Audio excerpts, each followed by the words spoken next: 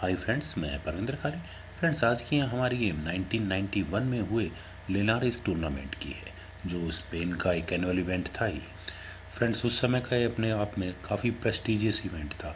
उस समय वर्ल्ड के टॉप 14 बेस्ट प्लेयर यहाँ इस टूर्नामेंट में पार्टिसिपेट कर रहे थे, जिनमें से कि शामिल थे world champion Garry Kasparov, Viswanathan Anand, Vassily Ivanchuk, Anatoly Karpov, Boris Gelfand और अपने ज़माने के अनेकों लेजेंड। और फ्रेंड्स, यहाँ वेस्ली इवांचुक और गैरी कास्परोव की भिड़ंत पहले राउंड में ही हुई। और पहले ही राउंड में इस टूर्नामेंट में कितनी गजब की गेम जो इन दोनों खिलाड़ियों के बीच में देखने को मिली। तो आइए फ्रेंड्स, सीधा इस गेम पर चलते हैं। यहाँ गेम की शुरुआत की वेस्ली इवांचुक ने E4 के साथ, तो गैरी कास्परोव ने Sicilian defence C5, then knight F3, D6, तो बिशप B5 चेक। वेस्ली ने यहाँ अपने बिशप को एक चेक के साथ डेवलप किया, तो इसका डिफेंस नाइट D7, तो D4, knight at G goes to F6, और इसके बाद यहाँ वेस्ली ने कैसल किया। C takes D4, then queen takes D4, तो A6, और अब यहाँ वाइट को इस बिशप के साथ कुछ ना कुछ करना होगा। और वेस्ली ने यहाँ डिसाइड किया कि गेम के 7th मूव में ही वो यहाँ अपने इस लाइट स्क्वाड बिशप को एक्सचेंज ऑफ कर लेंगे। उन्होंने यहाँ किया बिशप टेक्स D7 चेक, तो बिशप टेक्स D7, और यहाँ 7th मूव के बाद ही कास्परोव के पास बिशप पेयर बचा हुआ है। यहाँ वेस्ली ने किया बिशप G5, तो नाइट पर अटैक किया, देन H6, अगेन बिशप पर अटैक, और सरप्राइजिंगली यहाँ वेस्ली ने किया bishop takes F6, G takes F6, और अब यहाँ गेम की शुरुआत में ही वाइट के पास कोई भी बिशप नहीं है, और ऊपर से यहाँ ब्लैक के पास G फाइल सेमी ओपन मिली हुई है। और ये सिचुएशन फ्रेंड्स, अगर मैं वाइट की तरफ से खेलूँ तो मैं इस पोजीशन को कंटिन्यू नहीं कर पाऊँगा। यहाँ वेस्ली ने किया C4, देन E6, तो नाइट C3, रुक C8, देन किंग H1, और यहाँ ये बात वाइट को भी पता है कि ये रुक G फाइल में कभी ना कभी प्लेस होने ही वाला है, तो H5, देन A4, तो H4, तो यहाँ वाइट का ऑब्वियस मूव है H3 करने का, ताकि ब्लैक यहाँ अपने स्पॉन को H3 स्क्वायर पर ना ला पाए। बिशप E7, देन B4, और फ्रेंड्स यहाँ जब ये B4 मूव वाइट ने चला तो यहाँ एक बात क्लियर है कि जब ये B पॉन आगे B5 स्क्वायर पर जाएगा तो ब्लैक का ये लाइट स्क्वायर्ड बिशप कहीं खास स्क्वायर पर डेवलप नहीं हो पाएगा। यहाँ कास्परोव ने किया A5, तो B5, then queen C7, attacking this C3 pawn, तो इसका defence knight D2, queen C5, offering and queen exchange, जो कि यहाँ वाइट बिल्कुल भी नहीं कर सकता। उसके पीसेस काफ़ी अच्छे, काफ़ी एक्टिवली ब्लैक की टेरिटरी में एंटर कर चुके हैं, तो यहाँ क्वीन एक्सचेंज करना I don't think right move है। क्वीन D3, तो rook G8, then rook at A goes to E1, then queen G5, और डायरेक्ट यहाँ इस G2 पॉन पर अटैक, तो इसका डिफेंस काफ़ी सिंपल है। वेस्ली ने यहाँ किया रुक G1, तो queen F4, attacking this F2 pawn, तो रुक eight E goes to F1, और फ्रेंड्स आप यहाँ इन दोनों रुक्स की पोजीशन को देखिए, ये पोजीशन को इन रुक्स के लिए अच्छी नहीं कही जा सकती। तो ब्लैक ने यहाँ किया B6, then knight E2, attacking this queen, the queen H6, C5, और यहाँ वाइट ने C5 मूव क्यों चला? फ्रेंड्स, यहाँ वाइट की इंटेंशंस हैं इस नाइट को C4 स्क्वायर पर लाने की, और आप यहाँ कह सकते हैं कि वाइट का ये पॉन सेक्रीफाइस टेम्परेरी है। और अब ब्लैक इस पॉन को आखिर कैसे ले? अगर वो यहाँ करे B टेक्स C5, तो यहाँ वाइट को एक पासर मिल जाएगा, तो ब्लैक यहाँ इस पॉन को B पॉन से तो बिल्कुल भी नहीं लेगा।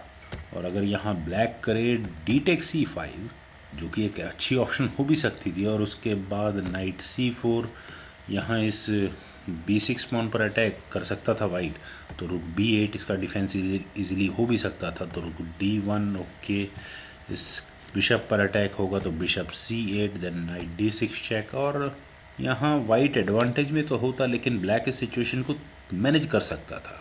लेकिन जो मूव यहाँ कास्परोव ने चला वो आप किसी भी तरीके से कम नहीं कह सकते। यहाँ कास्परोव ने इस C5 पॉन को अपने रुक से लिया, रुक टेक्स C5। वेस्ली ने अपनी प्लानिंग के साथ काम किया, knight C4, attacking this B6 pawn, तो ब्लैक ने यहाँ अपने किंग को F8 स्क्वायर पर मूव किया। और फ्रेंड्स, यहाँ उनकी इंटेंशंस हैं कि अगर वाइट इस B6 पॉन को लेते हुए अपने बिशप को वापस E8 स्क्वायर पर लेकर जाएं और यहाँ अपने इस बिशप पेयर को इंटैक्ट रखें। लेकिन फ्रेंड्स, यहाँ इस बिशप पेयर का आखिर फ़ायदा ही क्या है? ये दोनों bishop as good as dead है। इनकी रेंज वाइट के किसी भी पीस तक या वाइट के किसी भी रीजन तक नहीं पहुंच रही है। और इस पॉइंट पर ब्लैक के लिए चेस इंजन रिकमेंडेशन है कि इस नाइट को यही एलिमिनेट कर देना चाहिए था, लेकिन ब्लैक ने यहाँ अपने किंग को मूव किया था, तो इवांचुक को यहाँ मौका मिला इस b6 पॉन को लेने का। नाइट टेक्स b6, तो बिशप e8, वाइट ने अपने इस बिशप को बचाया। Then f4, why this f4 move, और ब्लैक इसका रिस्पांस कैसे दे सकता है? क्या ये वो यहाँ अपनी क्वीन को g6 स्क्वायर पर ले जाए? लेकिन अगर यहाँ ब्लैक ऐसा करे तो f5, वापस क्वीन पर अटैक होगा, तो ब्लैक आइदर इससे पॉन ट्रेड करे या फिर अपनी क्वीन को ही मूव करे। फाइनली क्वीन ही मूव करनी पड़ेगी यहाँ ब्लैक को। तो सपोज क्वीन h6, तो उसके बाद f takes e6, then night d4, और यहाँ इस e6 पॉन पर अटैक होगा। लेकिन यहाँ गैरी कस्परोव ने किया f5, तो e takes f5, rook takes f5, then रुक c1, और वाइट को यहाँ मौका मिला अपने रुक के लिए एक ओपन डायगोनल ढूंढने का। और फ्रेंड्स यहाँ इस पॉइंट पर ब्लैक ने अपनी किंग को g7 स्क्वायर पर प्लेस किया, और मेरे नज़र में ये मूव थोड़ा रिस्की है।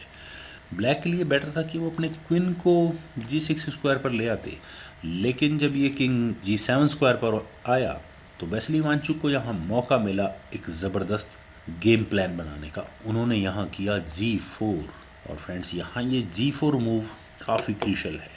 सबसे पहले तो यहाँ इस रुक पर अटैक है, और ऊपर से ब्लैक यहाँ अनपसंद भी नहीं कर सकता। अगर वो यहाँ करे h टेक्स g3, तो उसके बाद क्वीन टेक्स g3 चेक, और ब्लैक को यहाँ अपना ये रुक गंवाना होगा। तो इसका डिफेंस ब्लैक और कैसे कर सकता है? अपनी क्वीन को बीच में लगाकर क्वीन g6, लेकिन इसके बाद क्वीन c3 चेक, और ब्लैक को यहाँ अपनी क्वीन गंवानी होगी। तो ब्लैक यहाँ करेगा बिशप f6, तो रूक takes g6 check, f takes g6, और इसके बाद यहाँ वाइट अपनी इस क्वीन को सेफली बचा सकता है। तो इसीलिए यहाँ अभी ये अनपसंद मूव तो नहीं किया जा सकता। तो ब्लैक ने यहाँ पहले अपने रुक को बचाया c5 स्क्वायर पर, ऑफरिंग एंड रुक एक्सचेंज, जिसे वाइट ने एक्सेप्ट किया। Rook takes c6, D takes c6, then knight c8, और यहाँ इस बिशप पर अटैक। और फ्रेंड्स अब यहाँ इस पॉइंट पर इस बिशप को कहाँ जाना चाहिए? ब्लैक ने अपने बिशप को f8 स्क्वायर पर प्लेस किया था, लेकिन यहाँ ये स्क्वायर इस बिशप के लिए ठीक नहीं है, क्योंकि यहाँ वाइट के किंग को जाने के लिए ज़्यादा स्क्वायर्स नहीं बचे हैं। यहाँ इस पॉइंट से कस्परोव को शायद अपनी बिशप को d8 स्क्वायर पर प्लेस कर देना चाहिए था, और वाइट यहाँ इस बिशप को ले भी नहीं सकता। अगर वो यहाँ करे क्वीन टेक्स d8, तो उसके बाद bishop c6 check, discovered check on queen, और वाइट को यहाँ अपनी क्वीन गंवानी होगी। तो इवांचुक यहाँ इस बिशप को बिल्कुल भी नहीं ले पाते। वे यहाँ ज़्यादा से ज़्यादा करते g5, क्वीन पर अटैक बनाते, तो उसके बाद क्वीन g6, क्वीन एक्सचेंज की कोशिश हो सकती थी, लेकिन क्वीन c3 चेक, तो किंग h7, और इस गेम में कस्परोव थोड़ी देर और फाइट कर सकते थे। लेकिन जब यहाँ कास्परोव ने अपने बिशप को f8 स्क्वायर पर प्लेस किया, तो उसके बाद क्वीन d8, और अब यहाँ ये अटैक इस बिशप पर। और फ्रेंड्स आप यहाँ इस गेम के सिचुएशन को देखिए, ब्लैक के पास यहाँ शुरू से ही ये बिशप पेयर है, और गेम के 32nd मूव में ब्लैक के 3 पीसेस 8th रैंक में प्लेस्ड हैं। ना तो वे कहीं डेवलप हो पाए हैं, ना ही वे कोई टैक्टिक्स लगा पा रहे हैं, बस एक कोने में फंसे हुए हैं। कास्परोव ने यहाँ अपनी क्वीन को g6 स्क्वायर पर प्लेस किया, लेकिन इसके बाद f6, और फ्रेंड्स जैसे कास्परोव इवांचुक के ट्रैप में फंसते ही जा रहे हैं। ना तो ब्लैक अब इस पॉन एक्सचेंज को कर सकता है यहाँ, अगर वो यहाँ करे ई टेक्स f5, तो उसके बाद जी टेक्स f5, और फिर दोबारा ब्लैक की एक क्वीन यहीं पिन हो जाएगी। तो फिर यहाँ ब्लैक क्या करता? यहाँ इस पोजीशन से ब्लैक अगर अपनी क्वीन को f6 स्क्वायर पर ले जाकर क्वीन एक्सचेंज ऑफर दे, तो भी आई थिंक कुछ बेटर हो सकता था।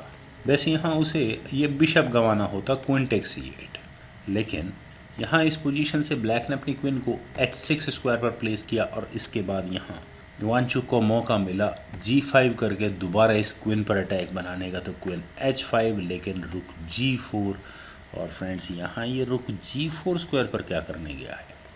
इतना आसान नहीं है इस चीज़ को समझना।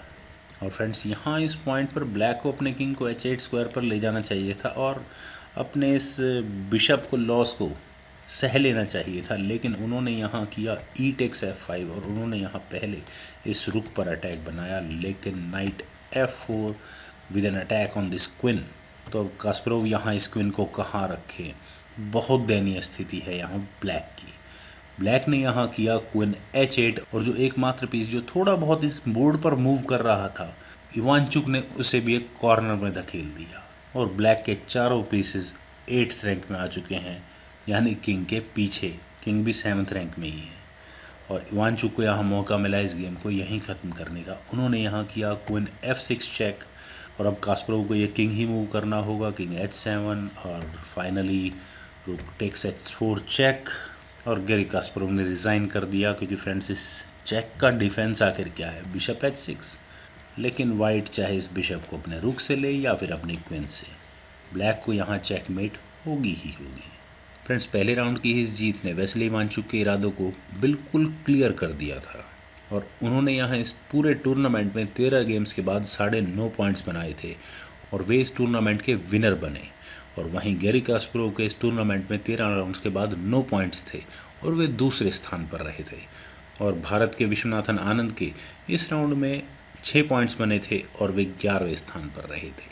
फ्रेंड्स वेस्ली इवांचुक जब अपने फ्लो में होते हैं तो उनका कोई मुकाबला नहीं कर सकता और इस गेम को देखकर आप अंदाज़ा लगा भी सकते हैं और उम्मीद है मुझे आपको ये गेम ज़रूर पसंद आई होगी। तो आप इस वीडियो को लाइक करें, शेयर करें और मेरे इस यूट्यूब चैनल चेस गुरु को सब्सक्राइब करें और आपके कमेंट्स का मुझे बेहद इंतजार रहेगा। Thank you for watching and bye for now.